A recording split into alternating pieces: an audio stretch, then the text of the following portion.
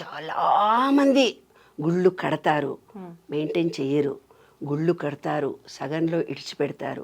ఎప్పుడైతే మనం గుడి కట్టామో అది ఏంటంటే మేనేజ్మెంట్కు ధార పోయాలి. నేనే కట్టాను అంటే దాంట్లో పాపం నీకు వస్తుంది. నేనే దీనికి అధికారిని అంటే ఆ గుడిలో నువ్వు చేసే పాపం అంతా మీ ఫ్యామిలీకి వస్తుంది. గుడి ఎవ్వరు కట్టొద్దని చెప్తాను నేను అందరికీ. గుడి కట్టినప్పుడు దాన్ని మెయింటెనెన్స్ చేయలేకపోతే, నిత్యారాధన చెయ్యకపోతే నీకు దానికి పాపం వస్తుంది. అక్కడ ఇంకొక ట్రిక్ జరిగింది మాకు అక్కడ. మా ఆయనకు ఒక సంవత్సరంలో మధ్యలో ప్రాణగండం ఉండింది. నాకు ఒక జాతకం చూసి ఆయన రాసిచ్చాడు. ఎప్పుడు అంటే ఏ ఇయర్లో? 6 years క్రితం, 4 years 5 years క్రితం ఆయనకు ప్రాణగండం అని రాసిచ్చాడు. అయితే దత్తాత్రేయ పూజ చేసి ఆ జిడ్డు అంతా ఉంటుంది కదా, జారి పడిపోయాడు.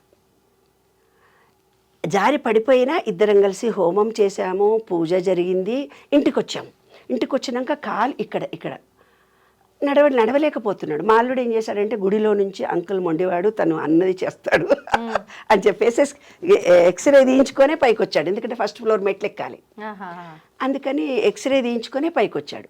పైకి వచ్చిన తర్వాత సాయంత్రం చూస్తే కాలు ఫ్రాక్చర్ అయింది. ప్రాణగండం ఉండేది కాలుతో వెళ్ళిపోయింది. ఇంటికే డాక్టర్ వచ్చాడు, కట్టుకట్టాడు, బాగైపోయాం.